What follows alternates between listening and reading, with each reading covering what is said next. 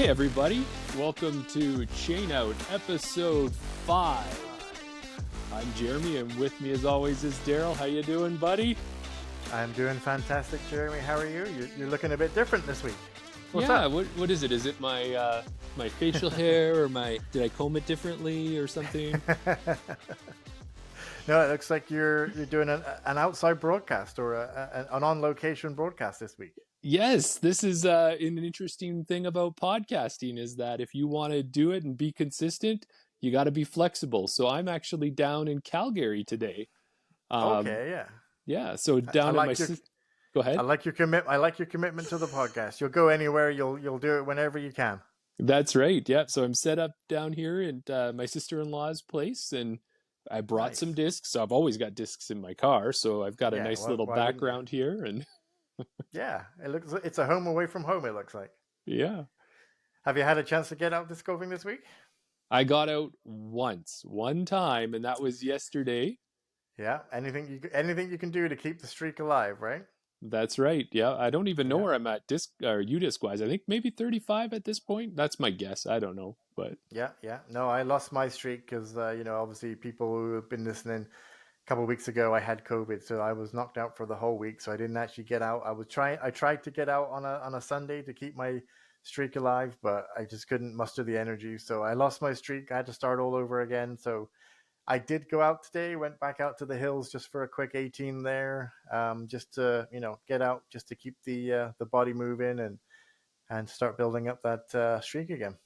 And how was it? Was it a good time? The weather was fairly decent, great for December up here. Yeah, no, absolutely. You could tell that people have played the course recently. There was definitely footprints and the snow had been trampled down. But you don't have a lot of snow at the moment anyway. It's not very thick on the ground, but enough for a disc to slide underneath. But, you would still see it if it did, unless you're using white disc, obviously.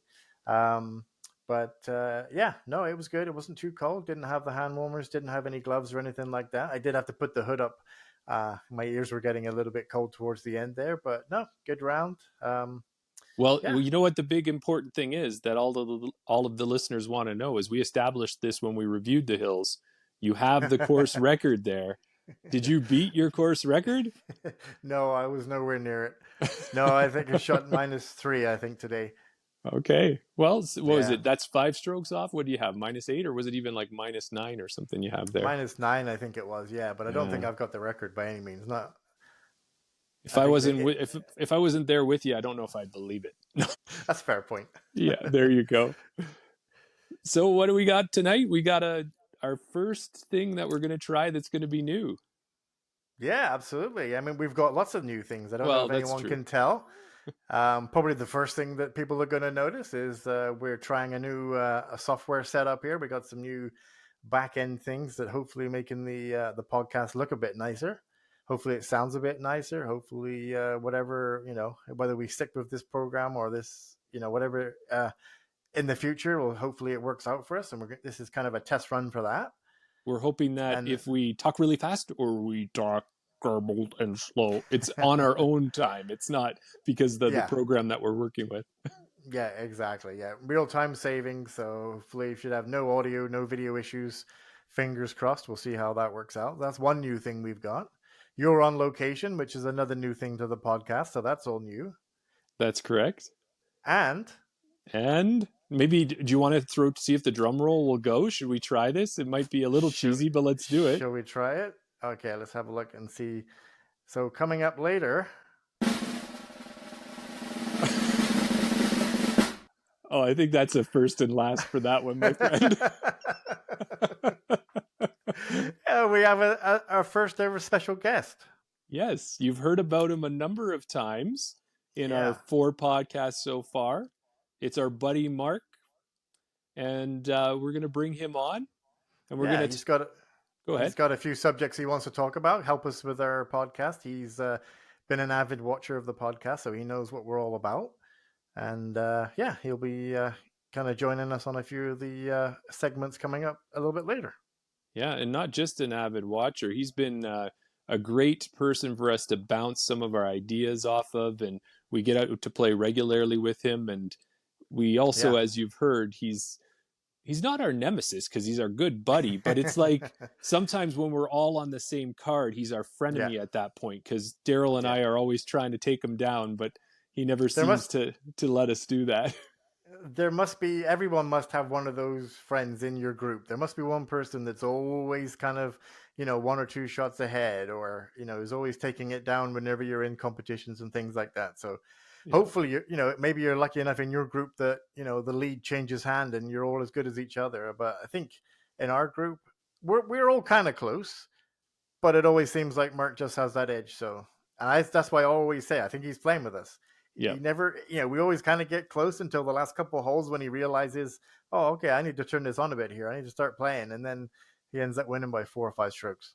That's for sure. And with Mark as well, is that he always sets a high bar for us, and he's always motivating us. And I think having somebody on your card who is a little better for you elevates your game, and that's great that he takes Yeah. us 2 guys and allows us to do that with him on a regular basis.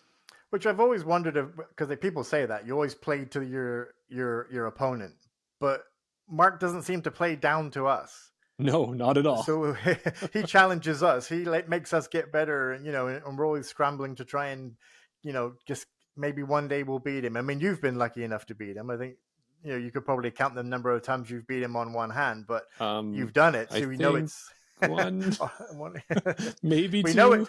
We know it's possible. Yes. But yeah, or maybe that's why it's possible, because he's playing down to our level. He's not playing as good as he can do because he thinks, oh, I don't need to beat these schmoes. I can just, Well, I think there's a number of those sayings, even something finds a something. I don't know. I can't think of one off the top of my head. Every blind squirrel finds a nut. There you go. That's a good one. That That's one? kind of along those lines. So I think the Yeah. same thing is, when the stars align every once in a while and Mark has a bad game and I have a good game, that's how it happens. Yeah, there you go. Well, should we keep him waiting much longer, or what do you think? Sure. No, we can bring him in. I mean, we've had a bit of a chat here. Let me just give him the signal to join when he's ready.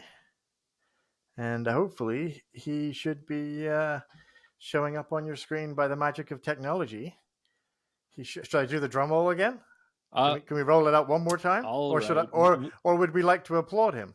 Yeah, let's try the applause. Maybe that one's a little better. Okay, I'll applaud him when he joins, because he should be joining any second now. We're just padding at this point. Well, that's all right. So, and here you go. Without further ado, there you go. Wow, that live studio audience we have. Not everybody gets that, Okay, that's enough of that. Holy crow, Daryl! How many people are clapping for Mark? Seriously, he's a special. I know, first ever special guest on the Chain Out podcast. So it's a big honor. Well, Mark, we've been calling our episodes different names. Like we had Gyro Palooza edition. I don't know if this might be first special guest Mark edition. Sounds good to me. Yeah. How you doing, Mark? Not too bad. How about you guys? Yeah, we've been pretty good. We're both just saying that I had a chance to get out and disc golf today. Jeremy had a chance to get out yesterday. Perfect. How about yourself? When was the last time you had a chance to get out? Yeah, I was out there today, just kind of walking around a new course that hasn't really been thrown on UDisc yet. So I kind of took it upon myself to create it and map it and find out what that's all about, because I haven't done that before either. So, how was that? How was that for your first experience doing that? It wasn't too bad. I probably should have watched the tutorial videos and that, but I skipped through them and just kind of went, it can't be that hard, and went and did it. And I fumbled my way through. But yeah. And which course was that? So this was a Clyde disc golf course. It's the village of Clyde, which is just east of Westlock, north of St. Albert, I guess. Yeah. And kind of out close to where you are, right? No, my parents live like less than 10 minutes from there. But gotcha. No, it's still 45 minutes from my house. Oh, I didn't realize it was that far away. Yeah, it is. Yeah, it's kind of triangular from me to you to there. Right. Yeah. So perfect. And how? So the course is all mapped out now. You got it all set up, ready to go. It is. Yeah, it's all live now. I did, the best rough draft I think I could do. Walked the whole thing, marked it out, tee pads, pins, everything. The course has had a lot of a lot of work, a lot of money put into it. I guess through grants, from what it says in the sign. It's actually government grant funded. It's called I forget the word, revitalization of the town or something. Okay. Nice. So yeah, they went like right from, you know what, we're not going to do a temporary disc golf course. We're going to build it all at once. So they put in like 4x4 box tee pads. They've got dynamic disc baskets, which I don't think I've seen anywhere else in the Edmonton area. So I don't even know where they came from. It's actually not even an option if you go to build a course on UDisc. So obviously they're not that popular, but they're nice baskets. I don't have anything to complain about them. They're white, but they're good. Is there just I believe you said it was a 9-hole course, correct. Right? Yeah, correct. It's a 9-hole course, just single tee pads. So I just put it in there as mains, not longs and shorts or anything like that, because I don't think there's any future progress going into it for now. So, but yeah, they used up the area well. It's right beside two baseball diamonds and kind of like I guess like an open field park kind of area. But all the trees that are planted around where the disc golf course is laid out are all going to grow up for sure and make it a lot more challenging. So, well, it's got a future ahead. Well, I was going to say in our first 3 episodes, we covered reviewing courses like smaller courses like Langholm, the Hills, Jubilee out in Spruce Grove. Do you figure this course is going to fit in with that type of grouping of courses, or? Yeah, I was trying to figure out how to fit it in there between some other courses. Like Langholm is obviously all very mature trees. It's all right in the center of town. The biggest thing I think I could compare it to is the Hills, except there are no hills, which is kind of funny, but it is very flat. You walk over a bridge right after T1 up towards the basket, and the basket is on like a pile of gravel, so it's a raised basket kind of type. There is some bigger trees around, kind of just left there when they created the park, I guess. But yeah, it's pretty open, but there's some technical shots. Like I said, when things get taller, it's going to be very technical. The tee pad signs kind of don't make sense for how it looks right now. I can just throw over everything and ignore the actual fairway design. Gotcha. But I don't think that'll be so easy later on. So it's got room to grow, is what you're saying. It's going to get better with time. Yeah. Yeah, it definitely does. There's a few small problems that I did include in the description. Just maybe lack of experience of the people who maybe created it. But there's like tee pads right behind where the previous basket is, so you have to be very aware. If somebody's playing in front of you, you're probably going to hit them with any good shot. So, well, we found that with some of the smaller city courses, right? They just don't have that much space, or they're, like you said, is the designers weren't thinking that far ahead to realize, oh well, people do overthrow the basket from time to time. Ace run things, they're not just going to hit somebody with a putt. Obviously, that's not a problem. So yeah, but no, I think overall they did a really good job. Like I was saying, it is like the Hills are maybe like kind of like Langholm, kind of in between there, maybe where it is a lot of like 1 through 8 is all par 3s and some more challenging technical stuff than others, and then hole 9 right back to your vehicle basically is a long par 4. Like it's 2 solid drives for me just to get back to the bridge and then an approach and a putt. So like for me, it's not achievable as a birdie currently. So it's always a headwind because you're going west on 9. So well, that's good, because I think if you were comparing it to the Hills, I think most people would consider every hole maybe birdieable, right? If you've maybe, except for 1, because 1 is just my nemesis. I played it again this morning, and I got a 4 on the first way around, and I got a 4 on the second tee pad as well. So I hate hole 1 of there, but pretty much though every hole is birdieable, you would think. Yeah, I agree. But I think I played in the Hills League this year, and I think I got a 12 was my lowest. See, I told you I didn't have the record there. 16 just recently. Oh wow. Yeah. Well, we were bragging because Daryl's got a pretty respectable -9, and we were saying that was the one to beat. But now, of course, as we say, Daryl, Mark always seems to beat us. There you go. You see, I didn't have it for long, did I? Yeah, I sandbagged really hard on that one, I guess. I signed up as the amateur division to win prizes, not to win money, and I was second in the competitive side. So I didn't win. Well, I won 1 disc. But if I was there you go on the competitive side, I would have won money. So well, I never signed up, so Yeah, there you go. That's why. Yeah, so I would have been 30 for sure. Well, sorry, just to finish off with you setting up the course there out at Clyde. So Yeah. by you setting that up, that means that there's a smart layout in there now. So people are going to actually be able to get their round ratings, and Clyde should now be able to get some good statistics and information through UDisc. Is that what will end up happening? Yeah. Yeah, Okay. exactly. So that's the part that I kind of like. I left it for quite a while. I forget when it was the grand opening was. I believe it was back in July. Okay. I know I had kind of spread the word a little bit at the time, and like Wildman, Disc Dog, like those guys all went and like met the mayor and did their cutting and the ceremony and everything, and ended up being like the pros to play with that day, and went out Right. to people to show them what disc golf was. And nobody ever actually added it to UDisc, so nobody in our group or Interesting. EDGA or anything even knows it's up there. So I kind of just took it upon myself to claim it as mine and put in the approval as on UDisc, and now it's mine. So does that mean that you're the ambassador of that course? I've heard that term. Exactly. Yeah. Ooh, Okay. so you're the one who's going to get all those stats. Exactly. That's going to be great. Yeah. Yeah. So yeah, it is live immediately. Like UDisc is very quick when you do these things. So from the time I applied for the ambassador was like maybe an hour bounce back on an email, and then they give you like steps on what to do. I'm even getting the free sign in the mail to put it up on the sign to like, get the barcode for UDisc. So perfect. It'll be on there as well, so anybody else will know.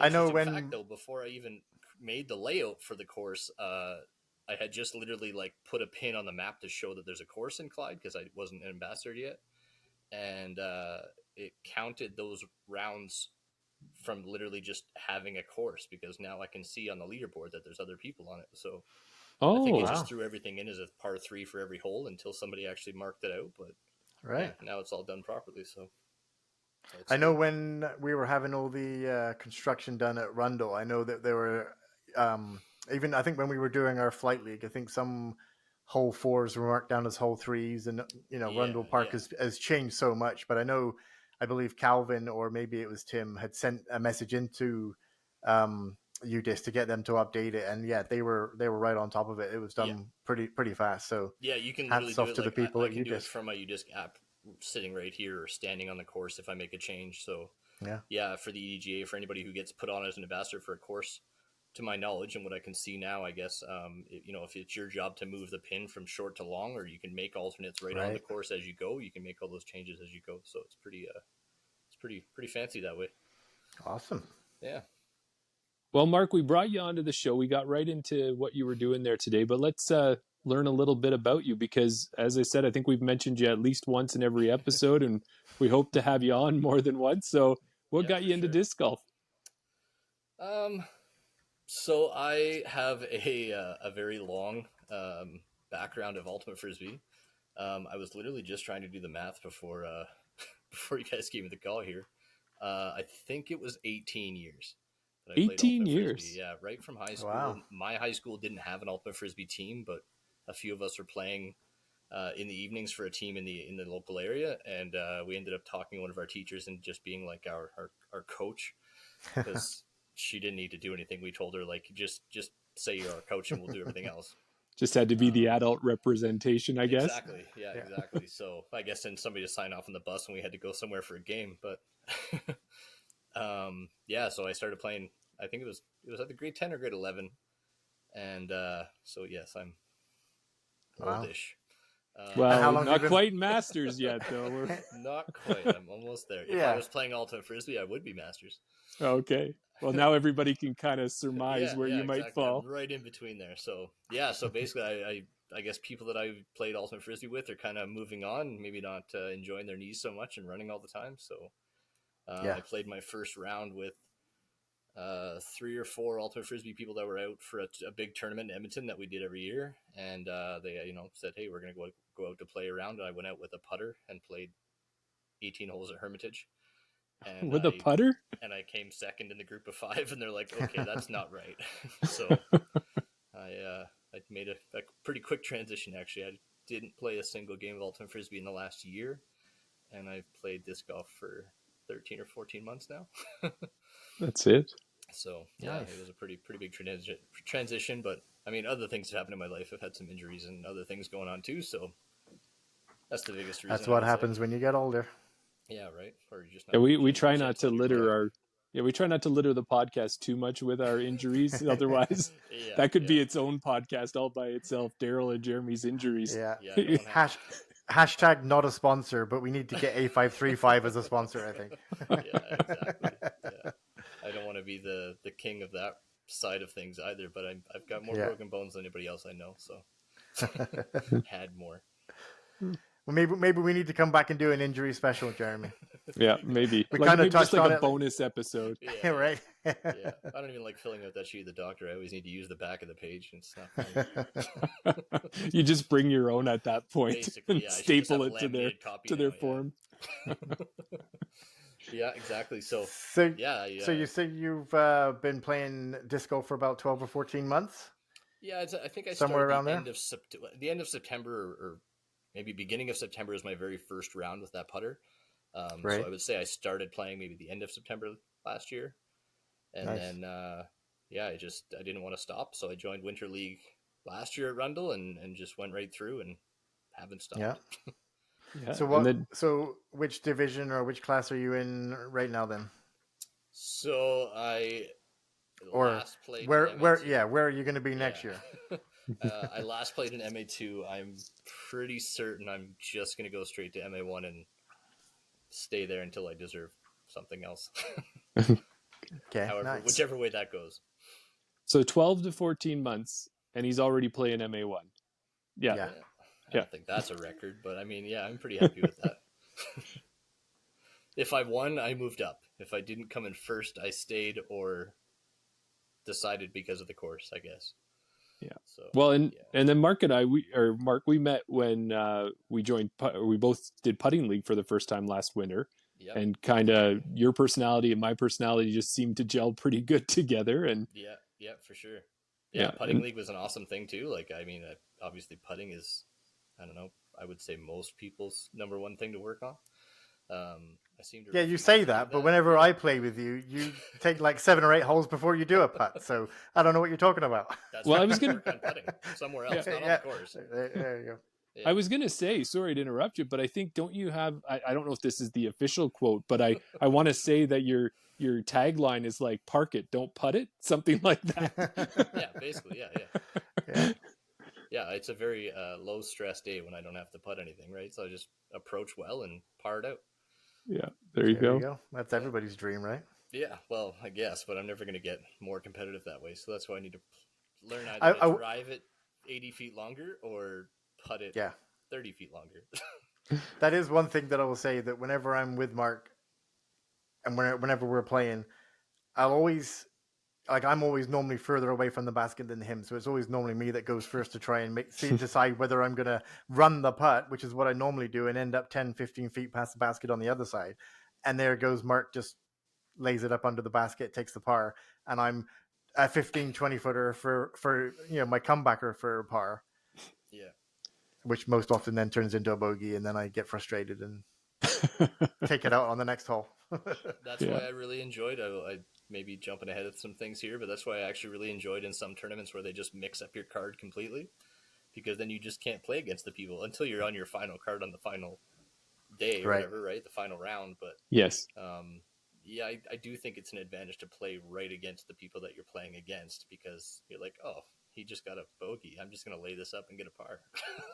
Yeah. Well, and I think with you mentioning that, that's when you listen to whether it's Yuli or some of the other pros, and they talk about that the mental game of disc golf, just like the mental game of golf, where playing the shots and not necessarily trying to run everything. It's playing the other players and figuring out what you need to do, because an even round might be the winning round, and everybody else is going for birdies and ending up with bogeys and doubles, right? Yeah, exactly. And that's exactly it. So like I was just saying, I started, let's say end of September, played the Winter League at Rundle last year, and I believe Tundra Tosses end of February, I think. Yeah, that was our first tournament, right? So that was, my very first tournament. I'm like, well, I'm brand new. I'll play MA4. And I came out with a win, and my very first round was a par. So, and then I went back to back. Or no, sorry. Yeah, my very first round was a par, and then I went, so par was my best winter round. Right. Winter makes a big difference, apparently. And then my next round was a -4, which was my new personal best. And then yeah, I don't know. I play better in the winter, let's say, because that hasn't changed, it seems. So he starts in September. By the Yep. February, he's winning his first tournament. Do we need to put a disclaimer up? Your results may vary. Yeah, I was going to say, you got to add the other part. He starts in September with a putter and beats his group on his first Right. time playing. Yeah. Yeah, that was interesting. And that was old Hermitage layout, so he had played over the ravine and everything too. So yeah. Oh, Oh, yeah, wow. that's right. It was a Yeah, I different never played course, that. but yeah, it was scary.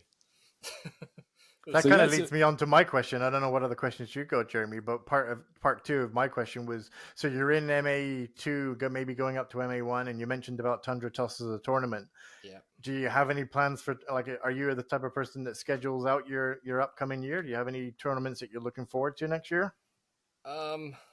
I mean, I'm the type of person that probably should schedule out my year. I feel like Jeremy kind of does this for me now, so I'm kind of just, where Jeremy's going, I have to make an appearance kind of thing. But it seems that way for, I think, the three of us now. We're going to try and plan things out here together and see what works out easiest. But yeah, I mean, all of the local tournaments are obviously just easiest to go to because they're local. But I mean, yeah, I don't know. With things I played, like I did a bit of the Northwoods tour this year with Fort Mac and Athabasca, and a couple of those ones. Like Fort Mac was really, really good. I don't know if I'd go back just for the distance and to try out something else next time. I think Golden Eagle in North Battleford, just outside of Battleford, to be really good.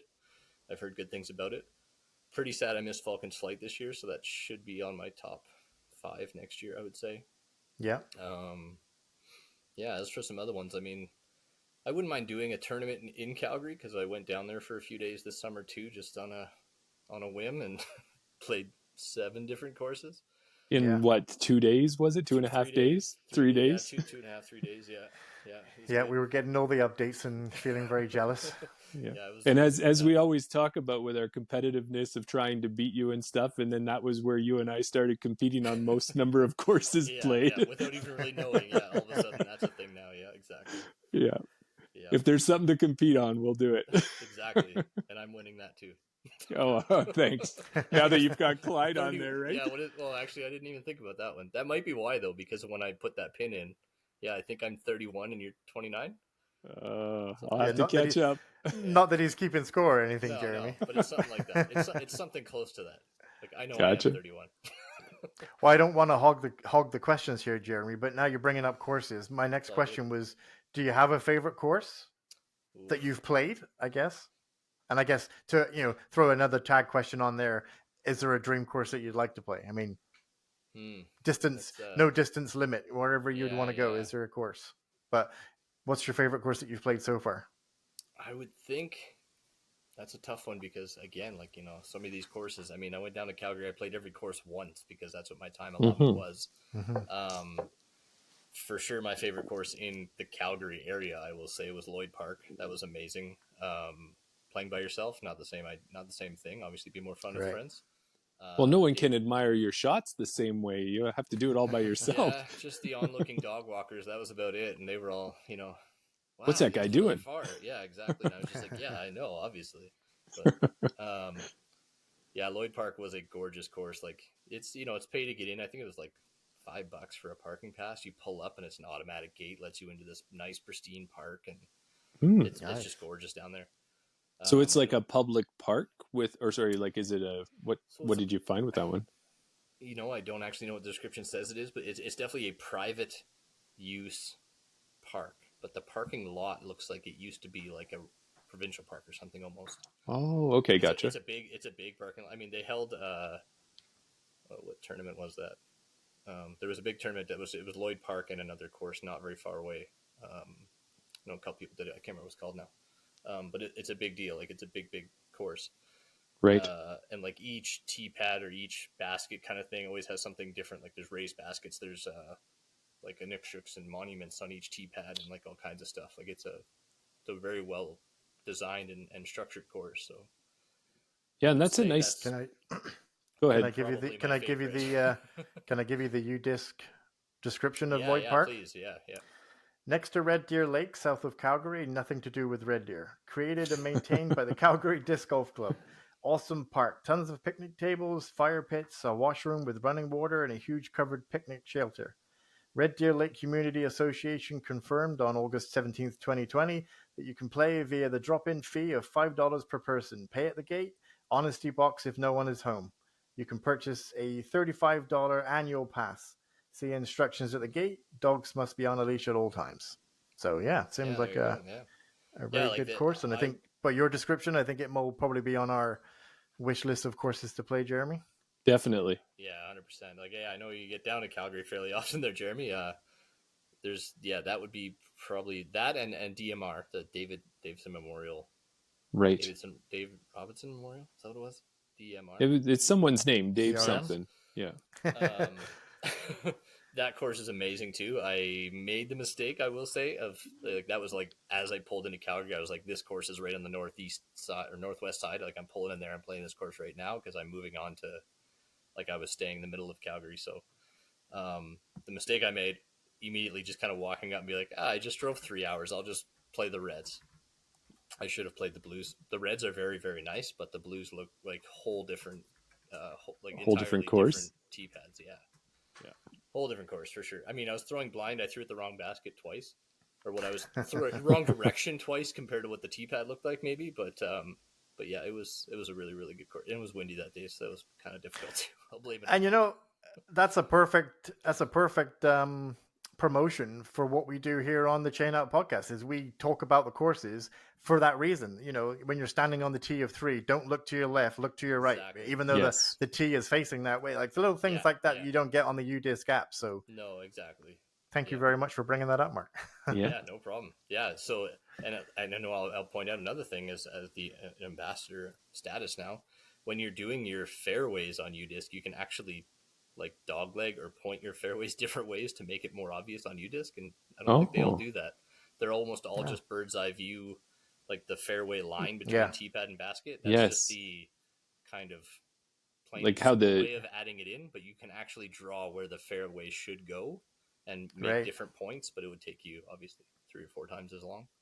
Right. So, they kind of do how the bird flies type thing. Yeah. And that's why you'll see your distances don't add up, I'm guessing. Because if you're not throwing it as the bird flies, then your distance is not accurate.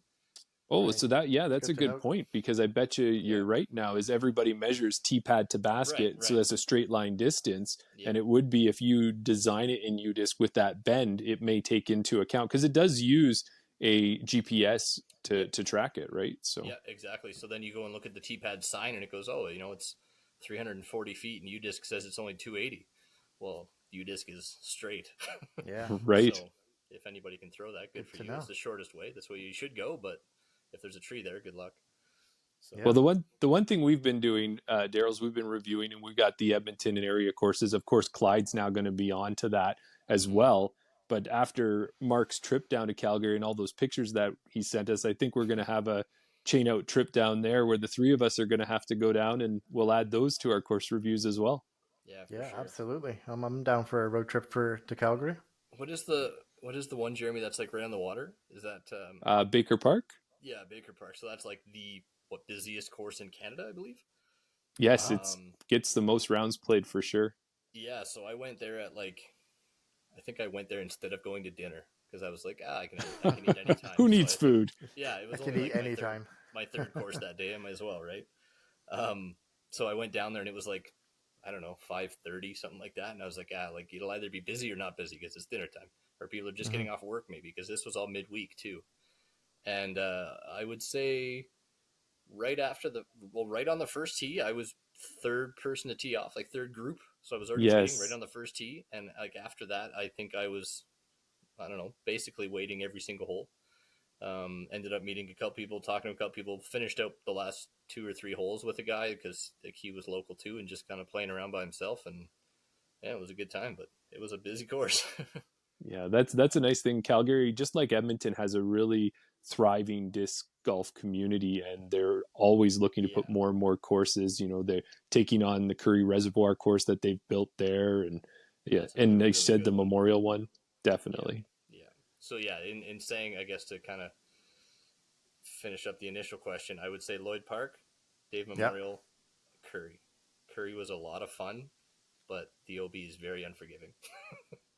Well, now, So that means that your 3 favorite courses you've played are all in Calgary then? No, top 3 Calgary. Sorry, that was the Oh, question, okay, I top believe, 3 wasn't it? Calgary. Oh, okay.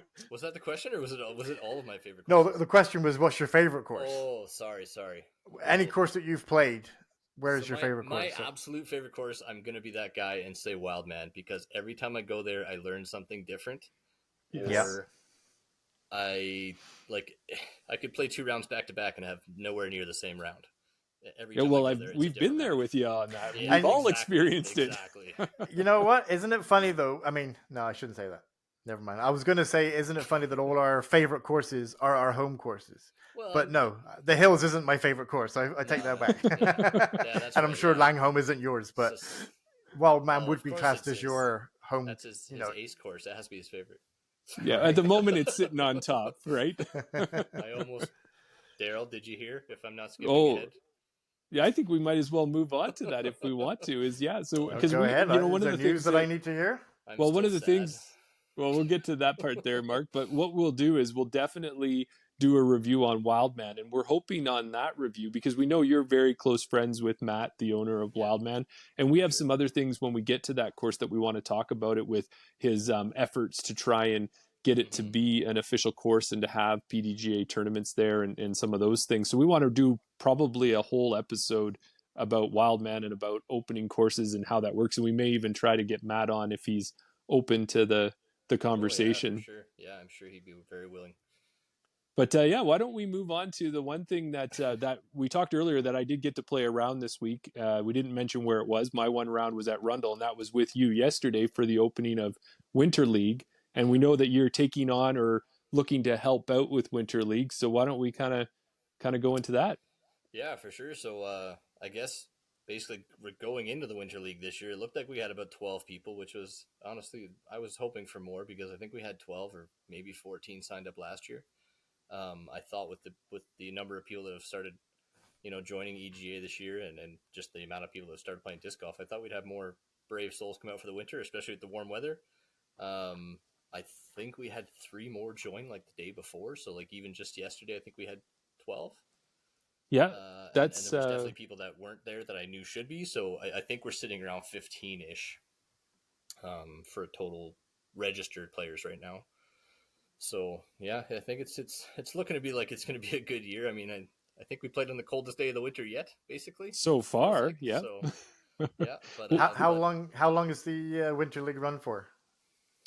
Right till Tundra Toss, so it'd be 12 weeks, I believe. Okay, well, Yeah, so every Saturday, unless it ran into a holiday or something, but we played the 23rd, right. so yeah, right up till I think last year we played Christmas Eve and Boxing Day because Boxing Day ended up being a doubles round. I guess that's a big thing, just if anybody doesn't know that. Yeah, it's a big doubles round day at Rundle on Boxing Day for noon, I believe. So they must be doing that in honor of my birthday, being that my birthday is on Boxing Day, right? Was that what it is? Yeah. They figured, why buy Jeremy something? We'll just give money to somebody else. Yeah. Yeah. But yeah, so we started the Winter League yesterday, and everybody started on hole 1, which was interesting because usually we just kind of make our groups and split and start playing, but there was a bunch of newer people as well, so we kind of just took our time and waited to see who showed up, and some people were pushing the 12 o'clock deadline, so yeah, I was going to get there too. I was going to say anybody who's played with Jeremy and Daryl and Mark, both with a background in maybe a more structured type of environment, they are always on time. Yes. And Jeremy's always, I'm about 5 minutes away. Oh, darn train or something I've got. So luckily I wasn't the last one there. I'll be there in 26 minutes, but that actually means 40. Yes, exactly. I'm keeping quiet because I think I'm giving you a run for your money at the moment, Jeremy. But if you want to say that, then if you want to take that crown, that's up to you. I've been used to wearing it, so yeah, for sure. But yeah, so I mean, it went off without a hitch. We all started from hole 1, and it was pretty. I don't know. I want to say lackadaisical. I don't know. I parked hole 2, anyways. I was pretty. Or no, I didn't park. Hole 2 was all the way down the hill for me. I bounced off the hill and rolled down it. Yeah. Old hole 4. Yeah. Oh, that's right. And then, hole 3, I parked and birdied. And then we walked up to hole 4, Daryl, and the one of the guys in our card, I already can't remember. Oh, Andrew. Duncan or no, Andrew.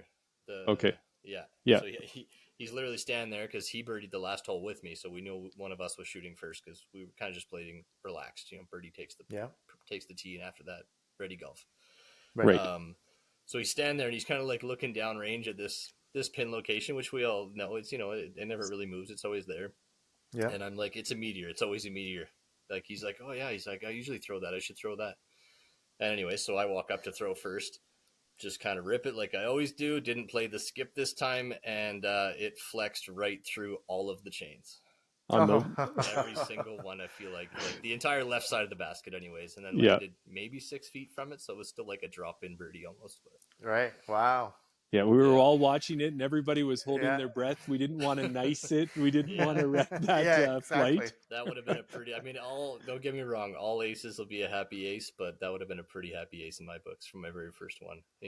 This long, 14 months in, I don't have one yet. Jeremy's got that on me, but we're both in the bogey club when it comes to aces. But if you're gonna get one, like I've seen, people get them like you said, on what is it, Old Hole 5? Yeah, the one that you parked. I mean, that's a pretty straight shot, right? I know it's downhill, but it's a short basket, so it's definitely runnable. But that hole, for anyone who hasn't played Rundle, it's on the side of a hill. A hill, yeah. It's the basket is kind of underneath a big oak tree or a big whatever type of tree it is. I'm not a herbologist or you just play one on TV. Yeah. But it's protected by the tree. It has a ceiling sort of thing. Exactly. It's far enough away. You've got a tree or a set of trees on the right hand side off the tee. So I don't even think you have a view of the basket. Not a straight shot anyway. It's definitely a turnover left to right downhill. Yeah. So it would be it'd definitely be a good ace if you get it. Yeah, it's a forehand thrower's dream, and that's something that maybe hasn't been let out yet. But 18 years in ultimate frisbee, laugh at me all you want. I don't have a forehand. But when you watch your Anheuser backhand flex, yeah. So that's why I called it a meteor right out of the box. It's a -3, and it'll hold that when I put a little bit on it. So. Well, and to tell you, Daryl, watching this, right? Like it was silent. We're all watching this thing fly. It comes and it starts to turn over, and then it takes that fade back. And as he said, like it was coming in nice and hot at a decent speed, and he said, "Oh, I don't know how far I'm going to be past that." But as Mark said, it must have caught at least 4 chains when it flashed on the left, because being just 6 feet away, it was coming in with some speed to crash, and it did not go far. And it bounced too. Like I could see the mark. Luckily being in winter, another thing you get to look at now is you can see exactly where you actually landed, and then where your disc ended up. So. Yeah, that was the start of the day, but I don't know. Was that the highlight of the round? Well, I think it was. Anybody else come close or any other good shot? It should have been, I think. But my highlight, I think, might have been my disgusting floppy putter putt through a tree. Yes, and it was a birdie. So yeah. And the guy that I was standing with, literally walked up and he's like, "Wait, where were you standing? Like, you were behind this tree?" I'm like, "Yeah, man, I didn't have a shot. This was just a hope." But I made some putts. Is that your elevation disc? That's my elevation. Yeah, it's in the bag. It never leaves the bag. It always has a purpose, whether I need it or not. Well, and to talk a little bit too about Winter League. So as we said, we have a few members there. There's still time for people to join if they're getting this podcast and thinking about whether they can come out and play with us. They can. We have quite a collection of people playing, and what we've done as well with the group this year, and I think it was probably the same last year, Mark, is these first 2 rounds are kind of to determine if you're a par/subpar player or if you're an above par player. Is that kind of what we're doing these first 2 rounds? I believe so, yeah. I think that's why we're rotating. To my understanding, I went ahead and looked on the events list on UDisc, and it says we kind of do like Rundle, Hermitage, because it's going to go back and forth this year for the first time with all the new tee pads at Hermitage. Right. Yeah. It is from the Reds at Hermitage, which is maybe slightly alarming for some people, but probably for the best when it does actually get cold and snowy. Yes. So, and the way the cold weather affects the flight of your disc and the distance and everything else. Yeah, that should even things out. It'll be a good, nice, happy low score for some people for sure. But yeah, to my understanding, I believe it is the first 2 rounds that kind of, yeah, 56 or under 56 is kind of what they're saying. And then when you actually get like your proper tiers of where you're going to be, I believe you have to score three rounds on each course.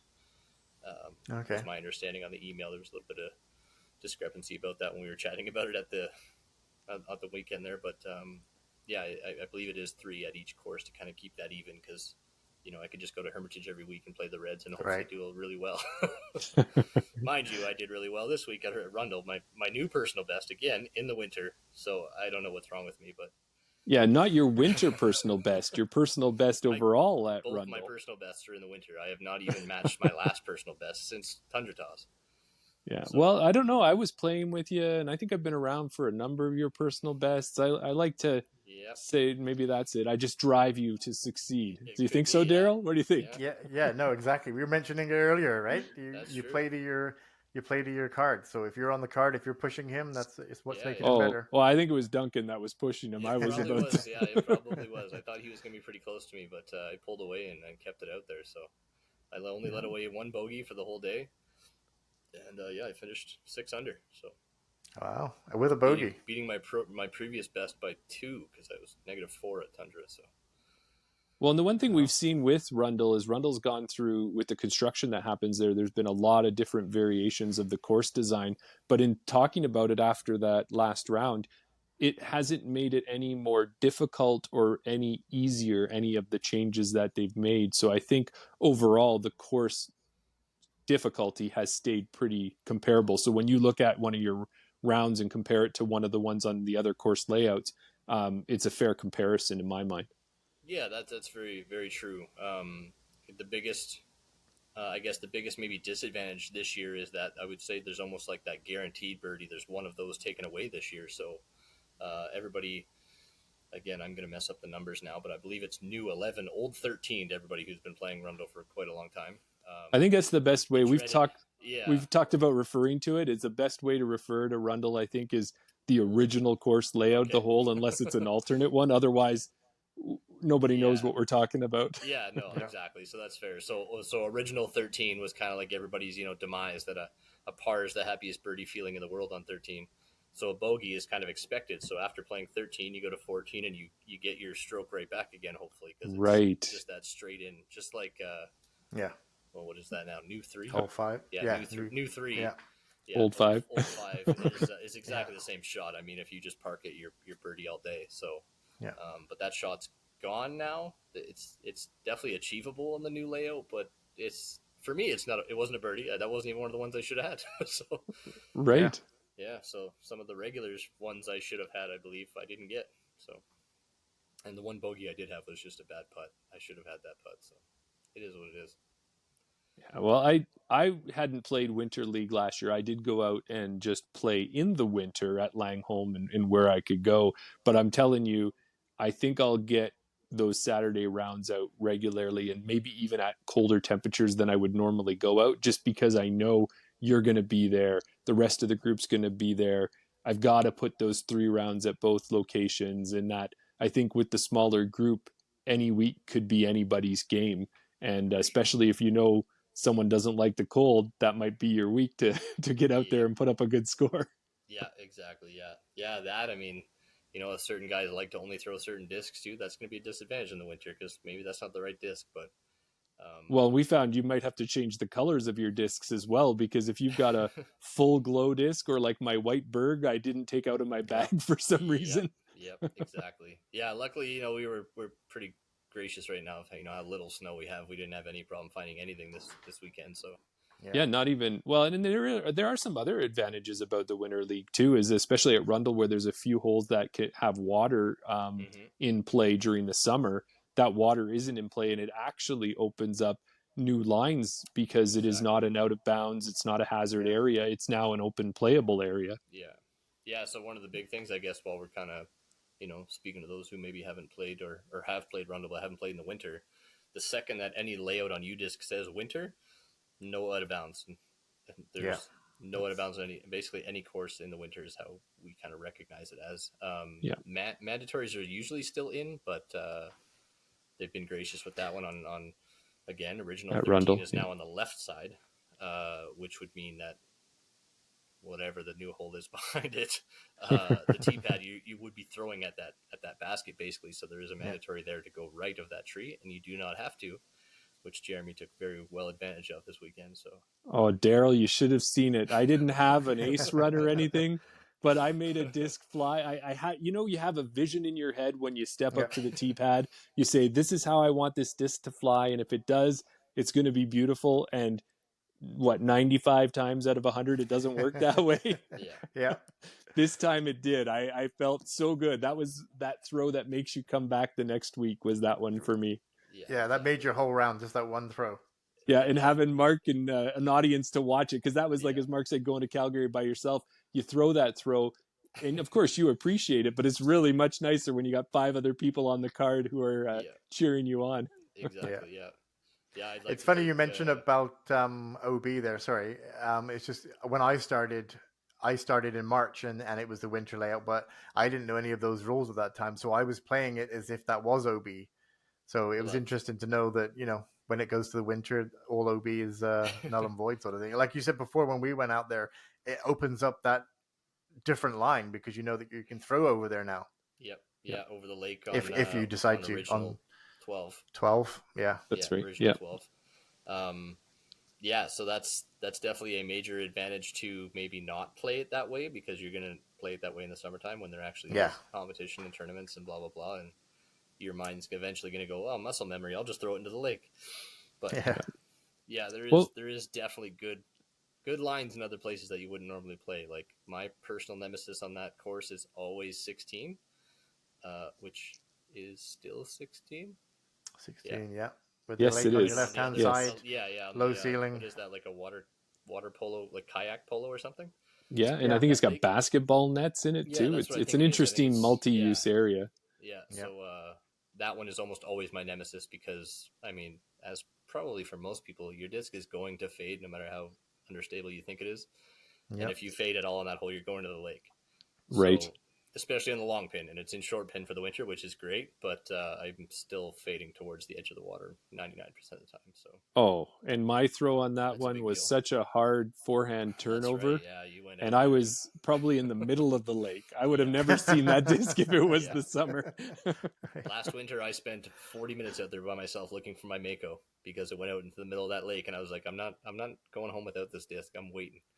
Right. I looked and list. I literally just happened to say, like, okay, I give up. That's enough. And I started walking back, and it was right in front of me as I turned around to leave. And I was like, okay, well, that's good. Good stuff. Yeah. Well, and as you said, you get those different open lines. And then the other thing that I've noticed, as well as we've been playing more fall and winter golf too, is that, again, talk about 12. When you go off the tee, there's a big tree right off the tee box that I nailed this one. But usually that thing's covered in leaves and it's going to catch your tree, and it makes that hole harder in the summer and in the spring. But then in the winter, there's a lot more holes in there that you can get lucky and have a better shot if you I don't say try. It looks like I tried, but if you throw it in that direction. Yeah, for sure. Yeah, the lack of leaves definitely helps things. The snow blindness of not being able to see the small twigs now that there's no leaves on them is maybe a disadvantage, though. Right. The phantom branches.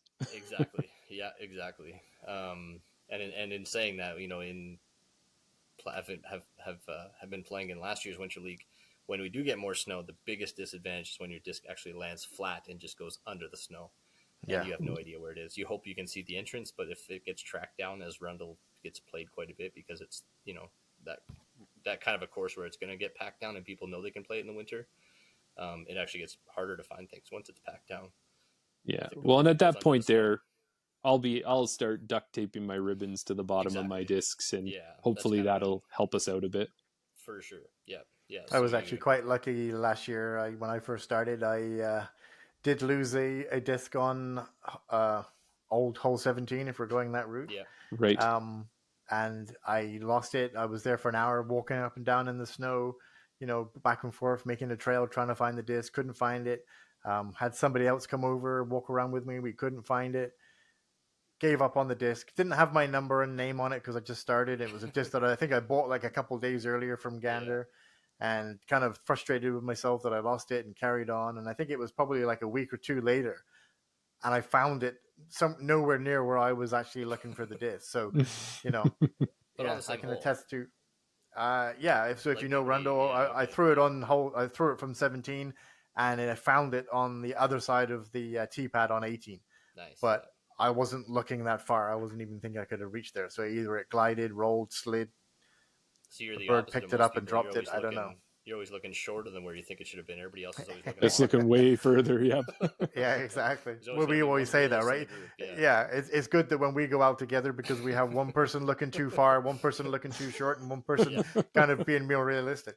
Yeah, exactly. And between us, we'll always find it. Yeah. Yeah, exactly. Everybody goes, wait a minute, what disc did I actually throw? And then you'll realize it's nowhere near where it should be. Yeah. Well, I got two more things that I wanted to throw out there while we're talking on Winter League. One of the things right now is that we have two women who have joined the league, which normally, if anybody who plays a lot of disc golf, there are some women leagues, and it's a chance to really try and get more women into the sport.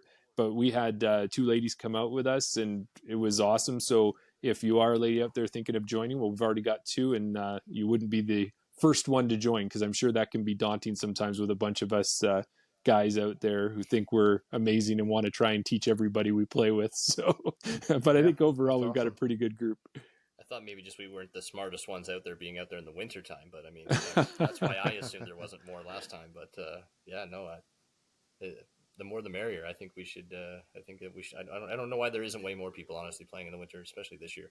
There was how many people out on the course that day that weren't part of the winter league? Like we must have seen at least 3 other groups of 4 playing. Yeah. Yep, definitely we did for sure. Well, that was the one thing, and then the other thing I wanted to add there too, what we learned, and we all know this, but you sometimes need that gentle reminder. I guess it's not very gentle; it's a hard reminder.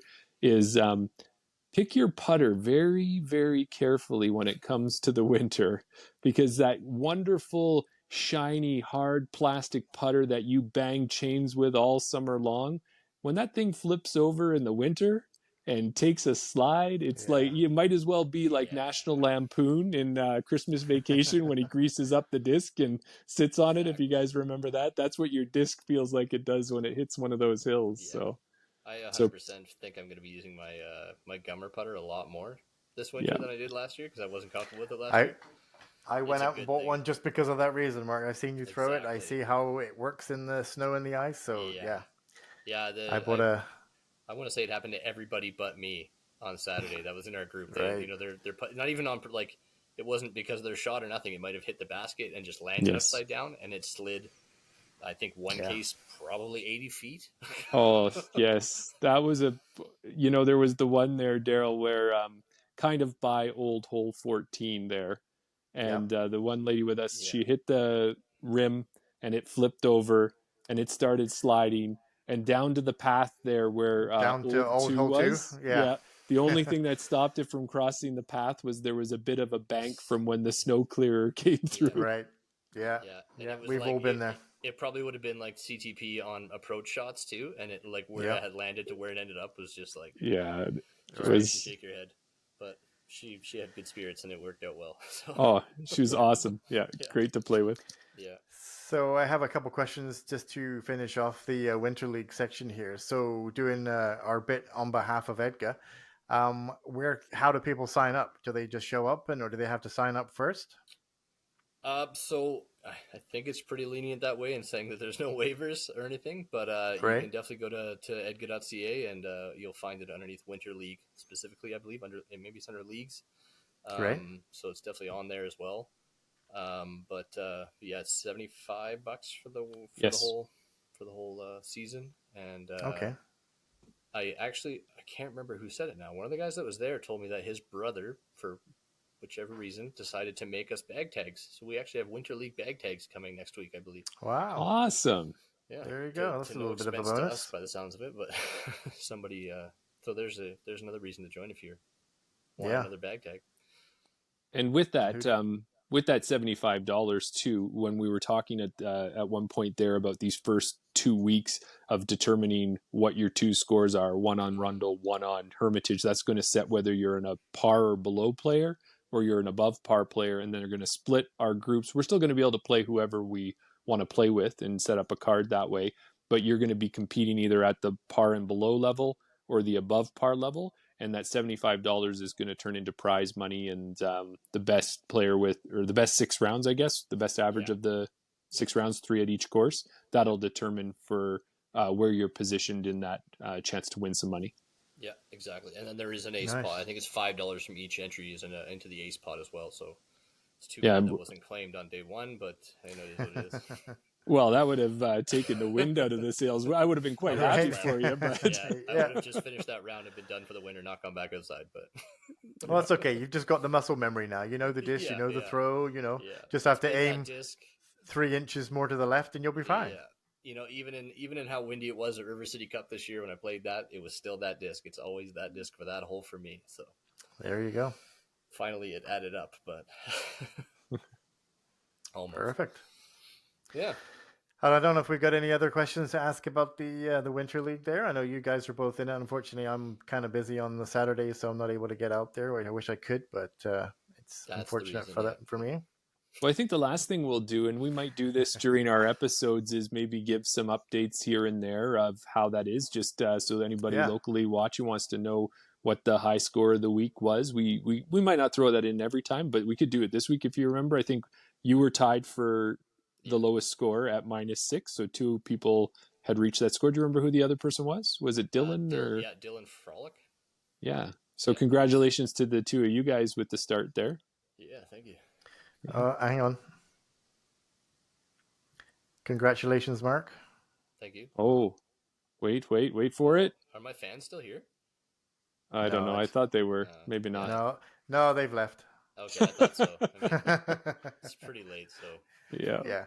Well, and Mark, I don't know if you want to stick around a little longer. We normally do a course review.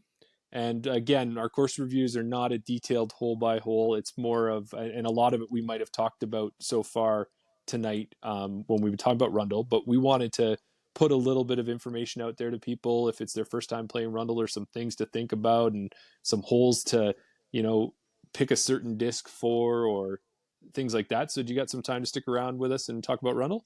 Yeah, for sure. Let's do it. All right. Daryl, I always start these. Do you got a way you want to start this course review? Well, I was just thinking about it right now, and I think being Rundle is a little bit hard to do of a course review because the course layout has changed so much over the past year. So when we say to somebody, "Oh, watch out for hole 13 because you've got this, or you might have that," when hopefully, fingers crossed in the springtime here, the summertime, when they actually get the finish all the construction they're doing on there, obviously we won't be at winter layout anymore. Hopefully we'll be at some point, sometime next year is what we've been told. We're going to get back to the original layout. So yes, I guess we can go over the winter layout. I know me and Mark played it a couple of weeks ago, and obviously you guys have just played it this Saturday. So we know the winter layout. We can go over some pitfalls and things to look forward for the winter layout, but also, the good thing about these podcasts is they're always available. So if anybody wants to go back and listen or finds the podcast in the summertime, they'll also have a review of what the course is like in the summer as well, and hopefully back to that original layout. That's right. And as you said, Daryl, they are going to hopefully get us back there. But there's probably been 3-4 iterations. There was a River City Cup layout. There's construction layout 1, construction layout 2, depending on what's going on there. And when we're talking about construction, I believe there's either a storm sewer drain or some sort of drain underneath the ground that's heading towards the river. And they've been doing some work on that. So different holes, specifically hole 1 has been the one that's been, the original hole 1 has been out of commission right since the start. So that's something to think about. 1 and 3. And 3, yes. And maybe 18 as well. 18 got changed to, 18 was taken out.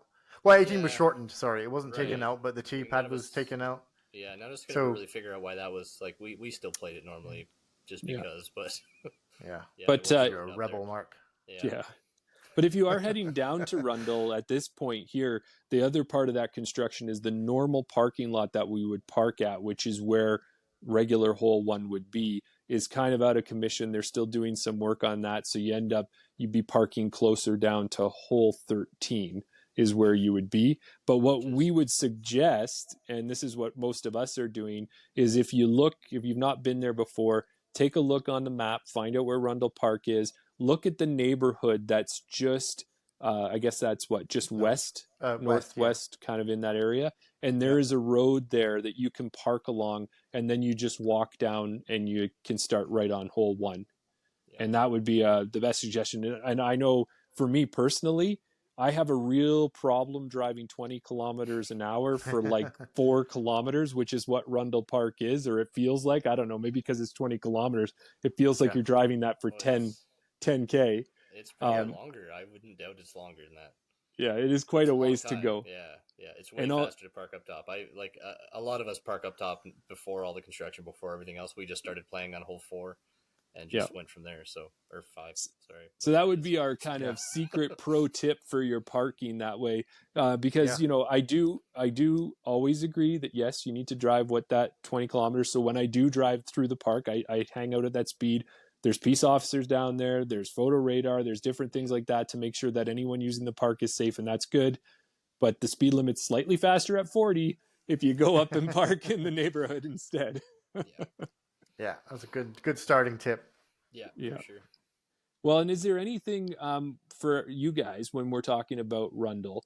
Is there any hole where you guys, I think we kind of touched on it, that you think is a really good ace hole aside from the current winter layout 4 for Mark? Yeah, I wouldn't really call that an ace run hole. I mean, I think Mark got lucky. No, it wouldn't look lucky. He obviously threw it that way. But your average player, you're not looking to ace that hole every time. Well, no, and because it's winter layout, if it was summer layout, the path behind the basket is OB. Right. So winter, that's not OB. So of course you're going to run it harder than normal because you can still putt back. Yeah. Like, I think for me, I would probably say a couple of the holes, and if we were saying it would be old hole 4 or current hole 3. Yep. When the basket is right, that's the short one. Yeah, that's the easy. Yeah. At the River City Cup, it was the elevated basket. Yeah, as long as the basket's not elevated. So no, when it was elevated, I hit it with my gummer, and it hit the side of the basket and bounced off. Oh no! In random doubles, like before we're at River City, whatever. Yeah, same right. Thing. Yeah. So that would be one just because of the short distance, I believe, and then same thing with 14. They're 2 very similar holes, but both of them do have one, a more steeper one in hole 4, old hole 4, has a very steep drop at the back. So if you overthrow it, you've got to. I think you've got to kind of come at it with a hyzer and drop in from the side, because if you try to hit that thing straight on and you crash through the chains, you're going to end up down the hill and you're going to be in a whole lot of trouble. Yeah. So it's funny. Sorry.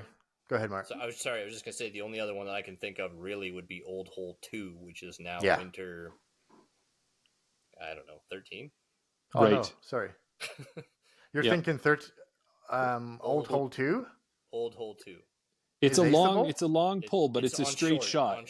It is straight and it's open. Yeah. So that's fair. I was touching the pole. Yeah. You were parked nicely. I mean, we had a lot of nice throws. Yeah. Yeah, we did. Yeah. I was going to mention that the closest I've ever come to an ace was at Rundle, and it was Old Hole 4, which is, I guess, is now new winter layout 2. Yep. And giving a bit of a course tip as well. Course hole 2, isn't that, going back to what you were saying earlier about Clyde, it isn't that far when you go straight from tee pad to basket. The only problem is you're going over a slight ravine where you ended up, and also if there is any sort of wind or you turn over you just too much, there is a City of Edmonton public works yard there. And I think we had that conversation before, Mark, that if your disc ends up going into that area, don't jump the fence and try and get it. Go and it's ring gone the buzzer into the at the black front. hole, the twilight zone. Well, they're actually pretty good at retrieving the disc for you and handing it back to you. So don't jump over the fence. No, I believe they probably have cameras and things like that, but I'm sure they get a, what do you call it, like a telecom button, you can push on the front of the gate, and if anybody's in there, they should answer, and they should let you get it or go get it for you. Yeah. But if nobody answers, just wait. Yeah. There is the ACT building just down the road. That's where the actual lost and found for Rundle is. So even if you don't want to go through the nuisance of texting somebody for weeks and trying to get a disc back to them, just drop it off there. Right. Yeah. Or do what I do and have the disc retriever with the suction cup on the end of it and stick it over and glue it to it and then pull it back again, which I'm not saying I have done that once or twice. Sounds like, I was going to say, sounds like you have a pretty good plan there, Daryl, just in case it ever happens. But the good thing about that hole, old hole 4, is that it is uphill and that you can run it. And if you do, if you go straight, if you're coming on a hyzer sort of thing, which is what I did, and I spiked it right beside the basket. Apart from obviously spiking into the ground and rolling back down to the bottom of the hill, for the most part, it's kind of flat there. So you can run it a bit, as opposed to, like you said, old hole 5, where it's downhill. 14 is downhill. Maybe not so much as old hole 4, or 5, but right. You've got that bit of a backstop the hill to slow your disc down. See, that's another one there. Like, how many times have I played that with you now? Where that's where we've ended basically, and I've just thrown a hex at it straight and parked it beside the basket for a bird, and I went all the way down the hill on Saturday. So that wasn't even a bird for me. That wasn't one of them. Right. Well, and that's when you listen to some of the other podcasts and they talk about the pros in some of the holes, what is the score separation? That's sometimes what makes a good hole, when you could have a birdie, but you could just as easily bogey it. And definitely that is one of those holes at Rundle. I feel like 17 is that way at Rundle. For a lot of people, if you don't get that perfect approach, your par is gone. And for whatever reason, I decided to throw a 35-foot putt and sink the birdie this weekend. So yes. Give yourself a little pat there. I'm surprised there's any snow left on the course, because Mark seems like he was on fire. I know. I kept score. I will say that out loud, but it was more difficult. Is that a disclaimer? Yeah. Have you ever heard of that term, herding cats there, Daryl? Have you heard of that term? Yes, I've heard of that. That's what Mark was having to do when you have 6 people on a card. Yeah, and they're a little bit chatty. Yeah. So with the rule change, I mean, it brings up an interesting point, and obviously this is just a fun Saturday league, winter league sort of thing. But with it, how will that work? Do you reckon everyone will keep track of their scorecard next year? I mean, or are they just going to play? Because that's the new rule, right? But obviously, just for events. Yeah, for me personally, I don't care. I know a lot of people. It's a big mental game already to play disc golf.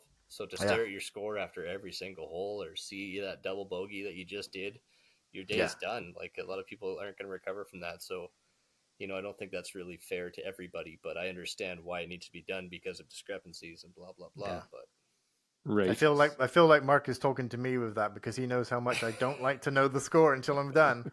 But I mean, that is the downside to the game, right? The rules changing that I have to now, if we're playing in any tournaments, I'm going to have to see. Right. I'm going to have to record my score, and I know I won't be able to see the running score, I don't think. Yes. I can hide that. But I'm going to kind of know more so. I'm going to have a running tally of my score than I have done in previous. Yeah, exactly. Right. Which, I don't know. I guess either way, we'll get used to it. But if it happens, it happens. I'm not going to stop playing because of it. No, exactly. Yeah. I'm usually the scorekeeper anyway, though, so that doesn't help much. Well, heading back to Rundle, another thing I wanted to say, I want 2 more things I want to talk about, at least on the ace part. I know that we've kind of dwelled on that a bunch, but there is another little run there from hole 10, old hole 10 to old hole 11, where what happens is you get 2 very similar shots. So the one on 10 maybe isn't the easier one to ace, but if you can get that, like, there's not a lot of times where you're on a course and you get to throw the same shot twice in a row for the same distance, the same angle. Now the holes look differently because the one is on a side hill, the one is on a flat, but essentially the shape of that shot is the same. So if you can get a nice shot on 10 and dial it in, maybe you got a chance on 11 at that point. At least that's what I think. Yeah, that's the second basket I ever hit metal on. I hit metal on 12 and I hit metal on 11. Okay. Both in winter league last year. Well, there you go. Yeah. And, now, one other thing about, for sure. Now, with the course as well, you're going to pack your bag the way you normally do. When we've been talking about the other courses that we've played, Langholm Hills and that, we talked about hills where you don't really need anything past a mid, maybe one fairway, depending on how you throw. And there's a lot of the courses, the shorter ones, that's the way it is. You go to Kingswood, when we talk about that, you can mostly play the thing with a putter, but and a mid or 2. But this course here, there is one lengthy hole that is a difficult par, even for experienced players. So you're going to want to have at least one distance driver or whatever your furthest disc is, you're going to need that one there. For me, my most distance accurate disc that I've got is my musket. So that is in my bag guaranteed. Oh, sorry, Daryl, you already were going to call it. Yeah, I was going to call it. I know it's your musket. Yeah. Yeah. But he doesn't seem to realize that because he doesn't throw it until you say, how come you're not throwing your musket? So definitely pack one of those in there. As you see behind me, I've got a couple time lapses. I haven't even thrown them yet, so I don't know how they fly, but maybe one of those will end up in the bag. Yeah. I threw both of mine today. Okay. And did they both fly the same? They really do. Like for me, I mean, I haven't thrown them a lot. I was throwing the one on Saturday just for fun, I guess. But they're quite beefy, I would say. The -1 doesn't seem like it's there to me. It's just a 12.503. Yeah. Gotcha. So I guess going back to that hole, the one good thing about it, we say that it's the longest hole on the course and that you need your distance driver there. The one good thing about it is that you've got a quite a wide open fairway. Yeah. So it's a straight par 4. It's a little bit protected by the trees once you get up near the basket, but that's just the same as any other green that we've got on that course as well. But we're lucky that it's a nice long straight hole. So whatever you've got the area to rip it, whether you're going to throw a big hyzer or flex line or forehand or whatever you've got in your bag, you've got the ability to, whatever your longest disc is and your longest throwing disc, throw it on that hole. Yeah, for sure. I agree. Yeah, it's definitely got lots of width to it too. I've seen some funny long throws go a little maybe too understable and off to the right and almost onto another tee pad, and it's jail over there. But again, in winter there's no mandatory, but in summer there is a mando tree on the right side. So it's a roller hole for those that don't have the arm maybe for distance, I would say. Except when it's windy. Well, except if it's windy, unless it's working in your favor. It is usually a tailwind hole, which is a gigantic benefit. I think it's like 596 or something, I want to say. And if that's what it is, it's got to be 500 to the trees and then 96 to the basket, because the trees always seem to be a problem. The best I can do there is par ever on a good day, it feels like. And I threw 2 great drives on Saturday, and I ended up with a par. Like it is what it is. Yeah, and that's even inside the trees on my second shot. Yeah, wow. Yeah. And that's even in a short basket position, because the long basket puts it even a little further. Yeah. I still think it's easier because you don't have to deal with the trees as much, depending on your drive, obviously. But you can see the long pin from the tee pad. And these trees that we talk about is if you're out there for your first time and you're standing on the tee box, you'll see way out in the distance, and we mean way out in the distance, you'll see 3 big spruces right in the center of the course. And you're going, where the heck is the basket on this hole? You got to go past those 3 trees, and not just behind them. You got to make your way past them. And then there's another set of spruce trees, and it's usually positioned right there when it's in the short position. That is one of the mistakes that I made when I first started playing. Rundle was the first course I ever played. I went out there with my starter set of Gyropalooza discs. I went out there, got to that hole, which I think is 10, right? No, 7. 7. Hole 7. Yeah. Didn't, trying to use the UDisc app, didn't really know where I was throwing, and actually ended up going from that tee to the basket of 10. Because that was the first basket you approached, but it is on the right-hand side, so ignore that basket. Make sure you go up to the left behind the trees, and you'll see the basket up there. So from the fairway, I couldn't see the basket, and obviously I see a basket. The first time I played it, I played to that basket. So, my score doesn't reflect right because it went to the wrong basket. Second time I played it, I went to that basket again, but somebody was coming back on hole 10, and they were like holding out their hands, like, what are you doing? Oh, you're playing to that basket? They thought you were on a safari. Yeah. I was like, oh, is this not the right one? And they're like pointing. I was like, oh, okay, well, I got to go over there now then. Yeah. So, for anyone who's never played it, aim behind the trees. Yeah, and it's a big one. It's the driving range for most of us. So even if you're out there playing with a couple of buddies, we'll throw 2 or 3 discs on that one just to see what the other new discs we bought lately have done. Gotten lately, whatever. For sure. And then I think one other one I'd like to talk about too is probably hole 9. And the reason I'd mention that one is because it is a very steep downhill. Well, not like straight down, but it's a long downhill and you're losing a lot of elevation. And it's something that's really interesting is that if you've never made a throw like that before, you're going to learn a lot about what discs do. You're going to learn how to throw nose down if you don't. You can also learn when a disc starts to fade, the higher up in the air it is, the further left it's going to go. Yep. Yeah. So, yeah. Yeah, that's never been a friendly hole for me, actually. That's usually the one that I'm like, you know what, a par is just a par here. That's all I'm going for, because it's usually just a happy approach shot for me. But well, See, and and that's what where my mentality has always changed, because I'm thinking it's not that far. It's downhill. it's Like, not, I no, should that, be able to reach it. right. I No, I should. And agree. then when I end up halfway down the fairway because I eased up or whatever it is, then I have a longer up shot. I don't know what it is about that hole. It doesn't matter what I throw there. It's always like, Yeah. oh, that's beautiful. And then it lands, and you're like, why is it so short? Well, and I Yeah. don't know yet what the best disc is for it, but I think you're probably pretty safe with a straight disc that's going to have a little bit of fade and throw it a little to the right of where the basket is. But I'll tell you, this last one, I've got a really understable astronaut. It's a -4, it's a fast disc, but I threw it flat. And then, just as we said with the fade will drop to the left and keep on dropping way to the left.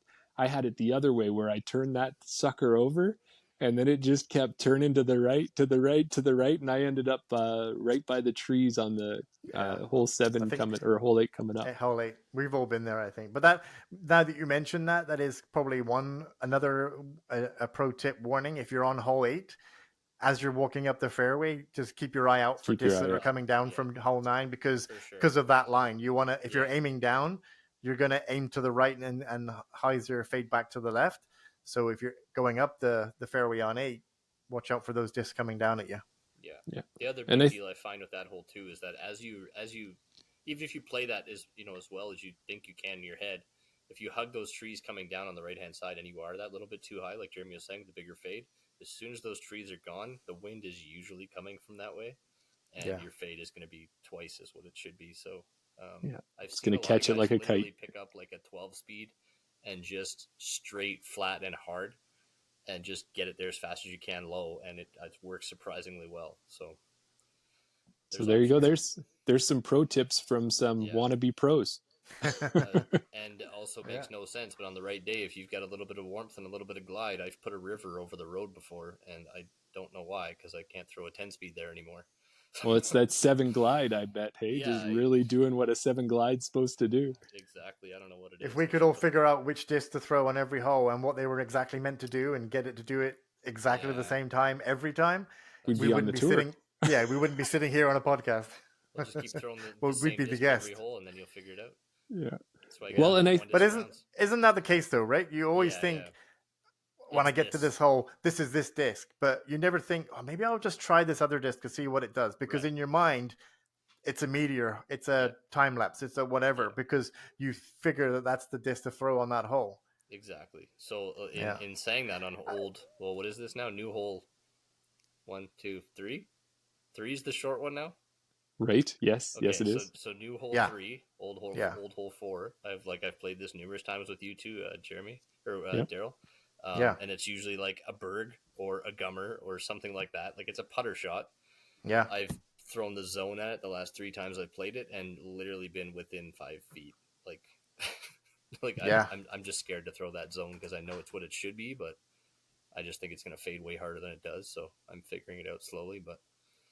Oh, that's good. That's what keeps us coming back, is just figuring it out, and also too, as we improve, seeing what our discs start to do, because the better we get, the more our discs will behave the way they're supposed to as well.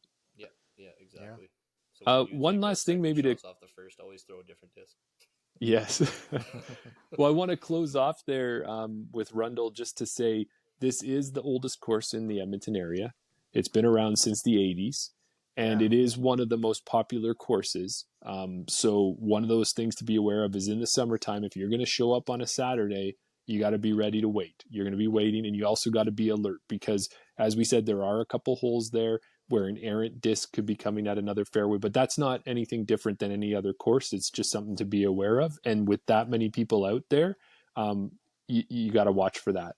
Also, there's a lot of people just using the park in a general use way. So there's pathways working through the park. There's people walking dogs. Dogs are supposed to be on leash. They're not always on leash. So if you're not a dog fan, and I've got some hot takes about that, I do like dogs, but you got to be aware that there can be other people out there. And as a proper disc golfer and doing what we're supposed to do, if there's any situation where a disc could go near a dog, a person, a bike, whatever it is, wait and throw at the right time. Yeah, agreed. Absolutely. So, are we going to get to ranking our course? Yeah, let's do it. So, Mark, you can participate with us. We're going to keep you right to the end. We're almost done here, but we'll keep you to the end. Sounds good. So, last time we did our ratings and reviews, we have how many courses now under our belt there that we reviewed? We've done 4. 4. We've episode done 5, so I guess Jubilee, it's 4. There you go, yeah. So, currently I have Langholm number 1, Hills at number 2, Jubilee at number 3, and Nor'Wester at number 4. No love for Nor'Western for that guy. No love for Nor'Wester either, has he? No, it sucks. No, the pro tees. The pro tees. You got to use the pro tee smart layout. And then for me, Mark? I've got. Oh, sorry. Go ahead. Yeah, I've got Langholm at number 1. Okay. I was going to put Nor'Wester number 2, but I was persuaded to maybe think about it with a different lens, which was a good idea. So now I've got Jubilee is number 2, Nor'Wester's number 3, and the Hills is number 4 for me at the moment. Okay. How high do you rank Nor'Wester, Mark? Out of your current list right now? Yeah. You know what? It's gonna be number 1. Ooh, look at this guy. 100%. So Mark liked my comment from the last episode, so it seems fitting to say it again now. You can say Nor'Wester is number 1, but you're wrong. It's all about playing style, I guess. Nor'Wester will teach you things that other courses can't. Okay, wow. That's interesting that you put that number 1. Okay. Yep. Well, that's good, though. For It just shows that everybody's... Right now. Yeah. Absolutely. I mean, if we're going to rank Rundle in there now... But remember this, too. I prefer bomber courses until I say that Wildman's my favorite course. That's not a bomber course at all. But I do prefer bomber courses. So... Yeah, that makes sense for sure. And that one does have some long throws for sure. Nor'Wester does, as we talked about. Should we be courteous and let our guest go first? Definitely. Well, you already got my previous number 1. So I'm starting on 5? So out of the 4 courses that we've got, you kind of rank those. Where do you slot Rundle into the current list of 4? So out of the current list, Rundle's going to be my number 1. So everybody just moves down 1. So Nor'Wester number 2. Would be number 2 for me. Langholm would be number 3. Jubilee would be number 4, and Hills would be number 5. Ah, there you go. Man after my own heart. To be fair, I've played Jubilee one time, and I think I played it forwards and backwards the same day, and that was it. And then we went to Drayton Valley, so it really made me not like Jubilee anymore. Right. Yeah. Because Drayton Valley is a thing. Well, and what do you say there, Daryl? Do you want to go next? Yeah, I think that the separation here is that so far we've reviewed 9-hole courses, some with 2 layouts and things like that. But now we're kind of getting into the big boys. We're getting into a full tournament style 18-hole course. I think there's only one place to put it. It's got to be number 1. Yeah, and I'd love to make this a more interesting discussion. But being that Rundle is the OG, the original gangster of the disc golf courses in the Edmonton area, I'm going to put that at number 1 as well. For my reasons would be is having those 2 baskets, having 18 holes, having a course that has just been developed and changed and adjusted on a regular basis. Even every time the construction and everything else starts to play into this course, the adjustments have made it playable, made it a fun place to be. The only knocks that you could put at it is that because it is so available and so popular and it's so busy, that can make it tough to go out there. It's going to be a longer round than you might want it to be. So as we move along and we get to some of these other big boy courses, I don't know if it's going to be able to hold on to number 1 for that whole time. We'll have to see. But definitely it'll be in my number 1 at this point. Yeah. I don't want to... Don't mind me asking. Mm-hmm. What is your, like, if Jeremy, if your home course is obviously Langholm and Daryl, yours is the Hills, unfortunately. No love for the Hills. You said it yourself. I'm not on that. I used to like the Hills more, but it's changed. And I don't like it now. What is your most rounds recorded away from your home course? At which course? Oh, hands down, it's Rundle. That's kind of what I'm thinking, right? Yeah. It's got Yeah, to be for everybody. I would say Mine is kind of like it has to be because Winter League started right after I started playing, so I only played Rundle because that was the only course that didn't have snow basically back down. So It's interesting to when you said about in the winter everybody plays Rundle because everybody plays it. The snow does get trampled down. yeah, But with the recent changes to Hermitage, the fact that they've got 2 tee pads now, they've got 2 baskets, it's definitely stepped up their game now. So I'm wondering if maybe we're going to see a bit more of a split between Hermitage and Rundle, because I'll definitely be playing Hermitage yeah. well, in the winter I this think we year. will see I it. don't think It's I played it at all last year in the winter anyway. even with the leagues like switching it back and forth, that'll definitely help pack it down. But you know what? Even on your nicest days in the summer, I feel like Hermitage has half the people that Rundle has. So yeah. I'm hoping that it does kind of bring that out. I mean, Hermitage has a lot going for it, I think. So yeah, I'd like to see more people get out there too. Well, and as they finish up with the signage that they're going to put up there, and it's just become, and the fact that the grass in the summer is always cut, it's definitely becoming another premier course in the area. From something that was one that people would avoid for losing discs on a regular basis, it's made a complete turn 180, a full 180, and that's all thanks to EDGA and really pushing to develop that course. Yeah, but we'll get to that one on another day. One last thing I would like to say about Rundle, and I don't want to make this into the Rundle podcast.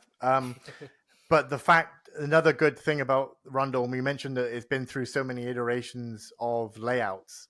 The most recent change would be the Halloween round, and that incorporated another different layout, which wasn't really a smart layout or anything like that. I know I didn't play in it. I don't think you played in it, Jeremy. Mark definitely played in it because it seems like he plays everything going at this point.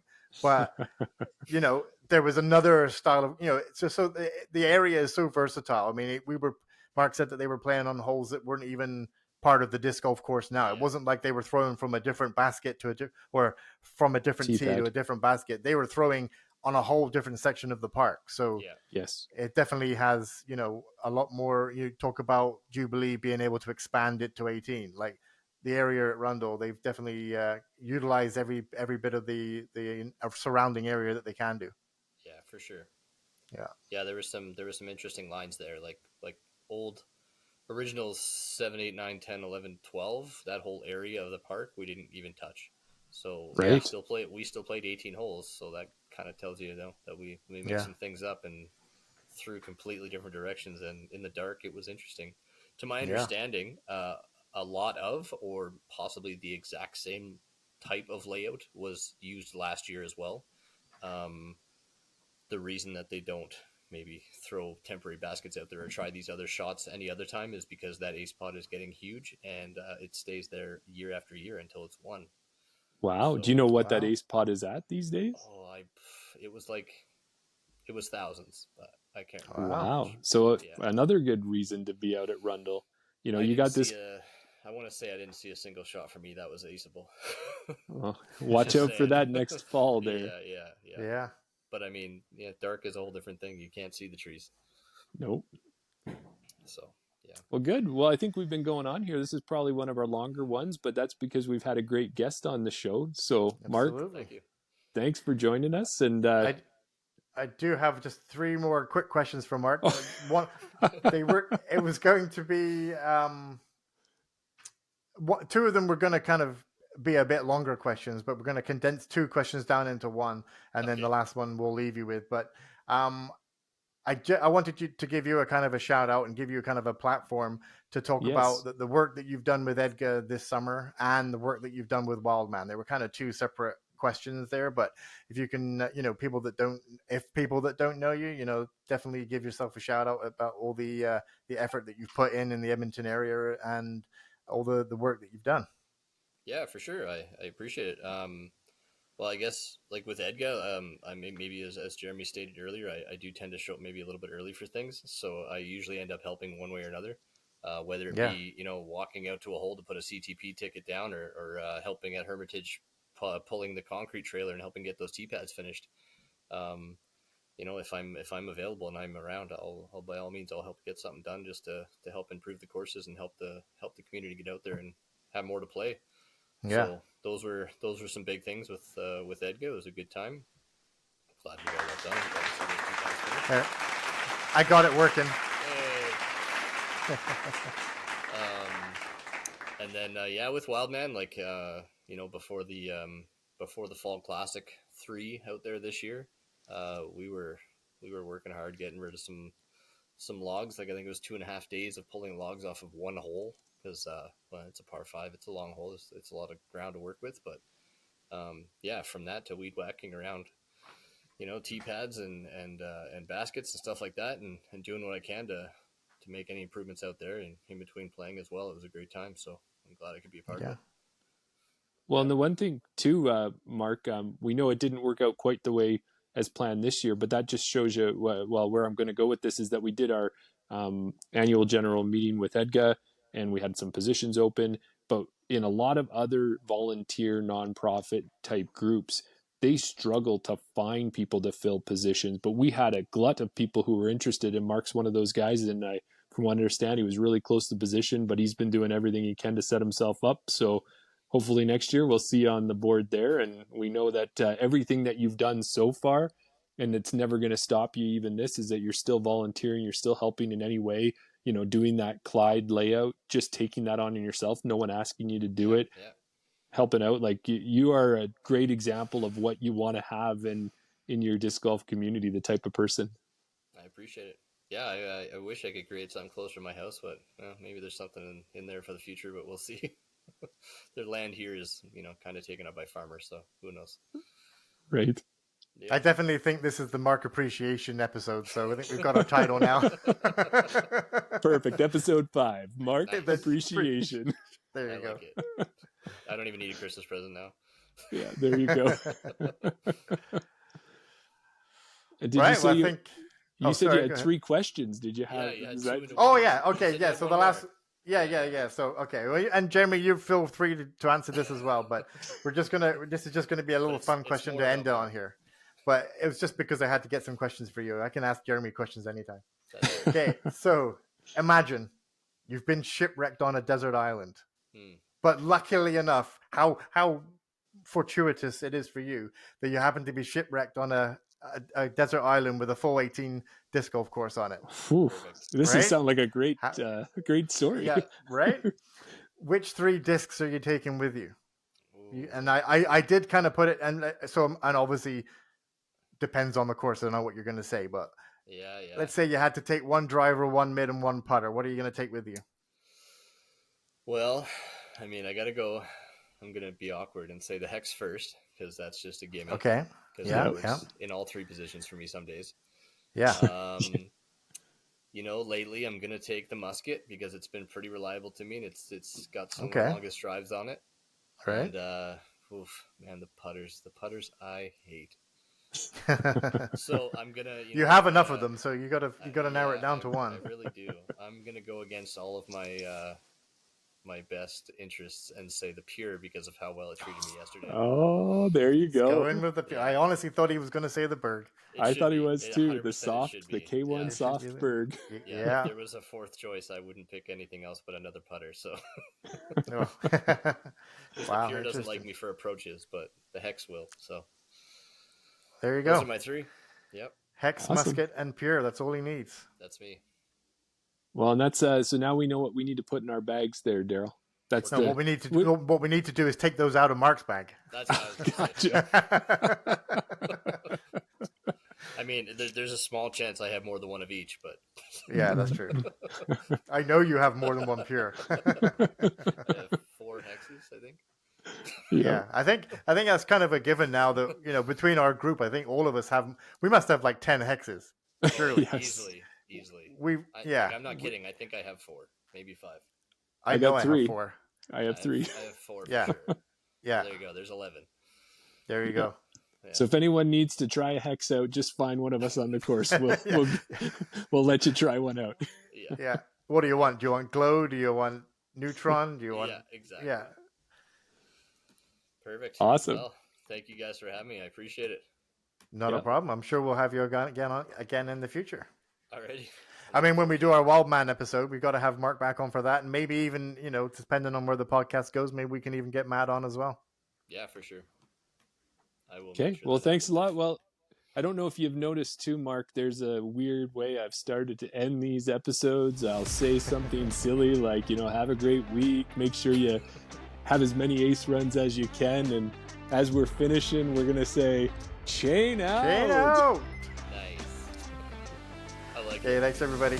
Thanks.